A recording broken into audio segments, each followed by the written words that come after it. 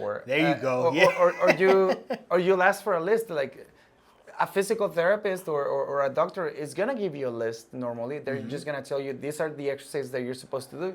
You'll go and stick it on your fridge, or you go and you're gonna leave it somewhere else. And guess what? You're not gonna do the thing because you haven't studied why you're supposed to do.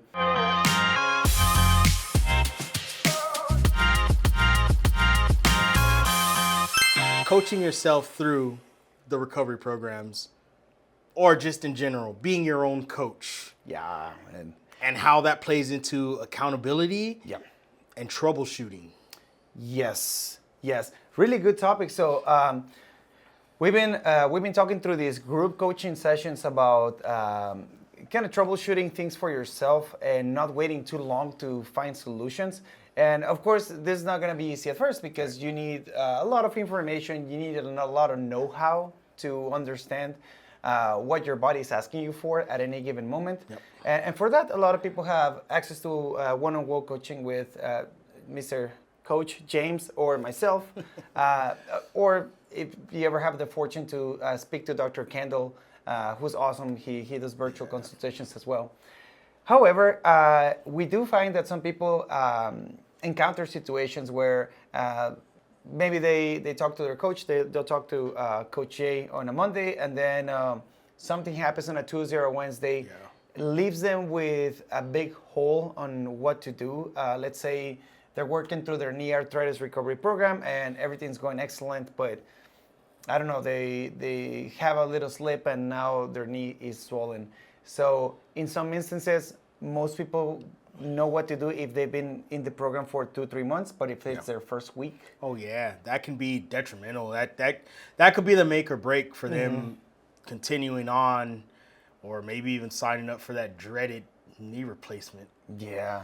So so Coach and I have been talking about what information we can put out there that is actionable and that is practical for you guys, so that when you encounter these situations, that you can take a rapid decision and not be stuck with having to wait around for a response or wait around for your next coaching session with whoever you're working with, whether it's me or Jay.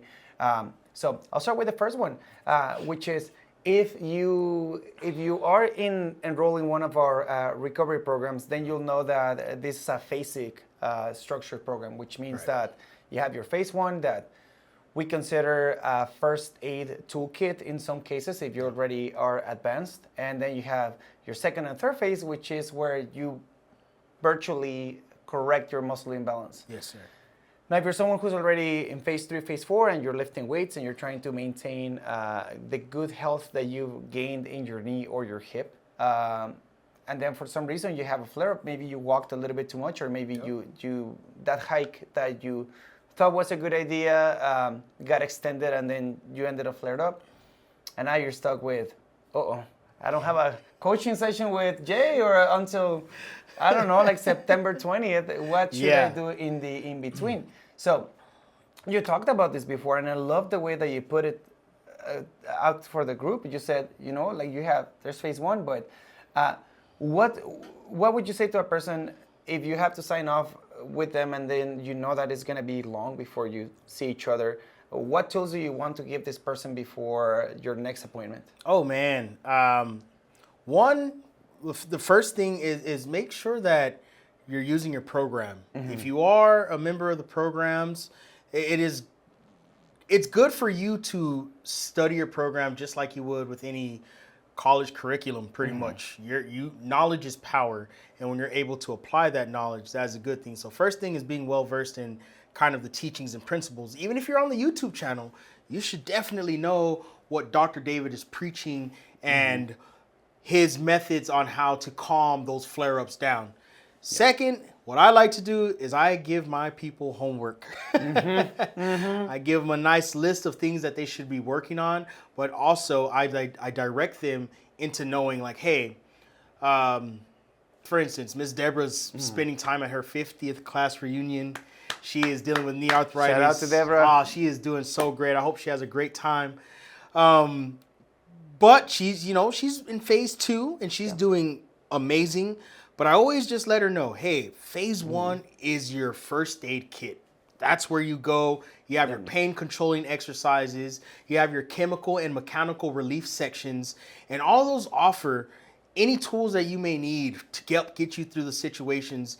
Even when you know you're going to feel good or you feel pretty good, you never know. You might step wrong or, like Coach said, just do a little bit too much. So I think first is just letting them know they're not fragile.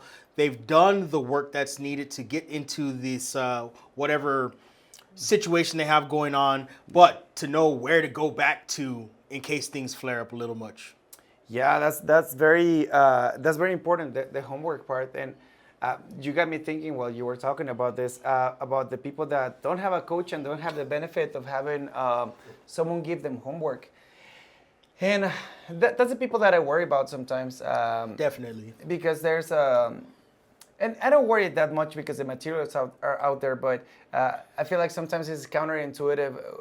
If you have group coaching sessions and you think that you're going to have the opportunity to speak to Dr. David or ourselves, maybe you're thinking, well, what do I need to watch the videos for? There you go. Or you'll ask for a list. Like a physical therapist or a doctor is going to give you a list normally. They're just going to tell you, these are the exercises that you're supposed to do. You'll go and stick it on your fridge, or you go and you're going to leave it somewhere else, and guess what? You're not going to do the thing because you haven't studied why you're supposed to do. Interestingly enough, and this is a little segue, I'll bring it back. Education or understanding why you do your exercises is one of the most effective ways to get someone through a program. This is why explaining to the person that you're working with why they're doing things can be more beneficial than them learning the name of an exercise, right? Or the arbitrary concepts about what the exercise looks like, or what's the textbook form.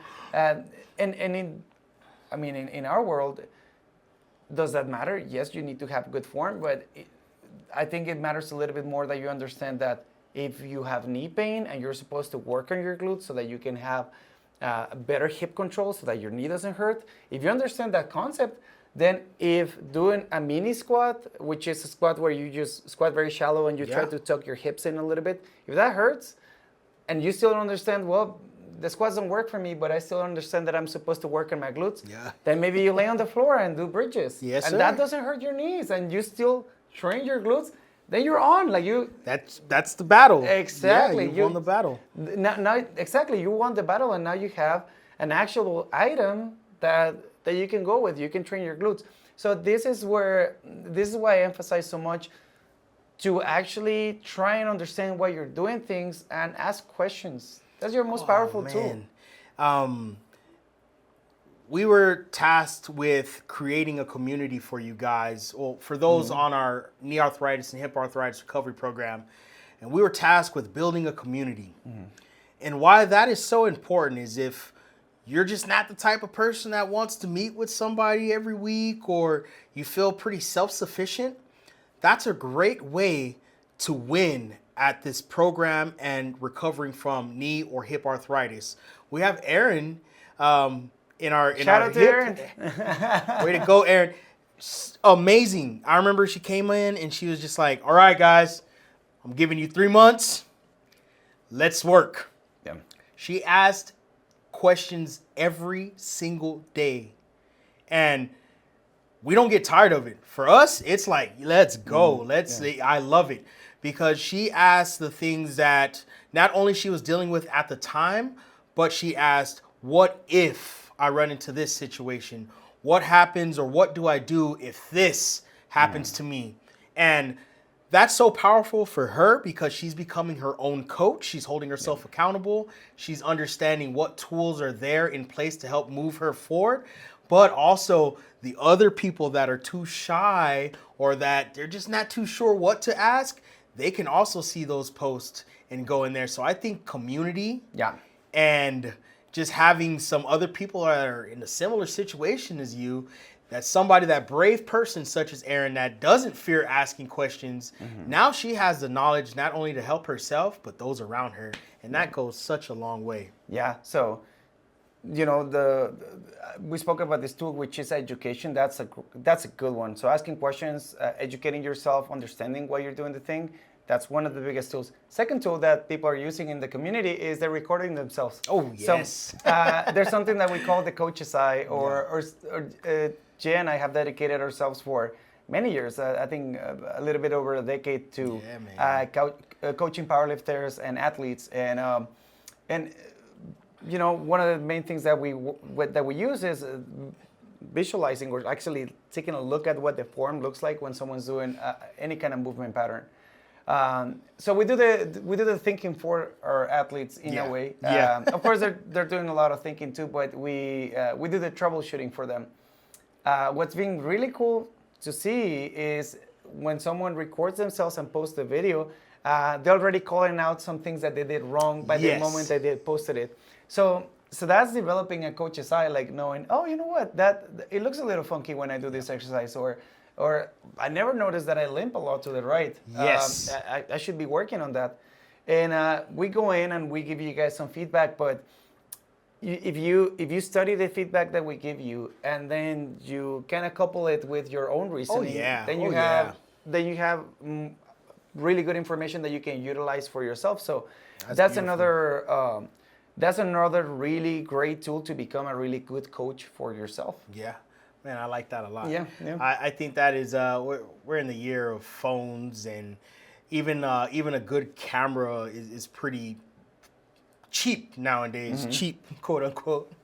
But just being able to film yourself and pinpoint some things is a long way. So even you guys on the YouTube, I challenge you to film yourself.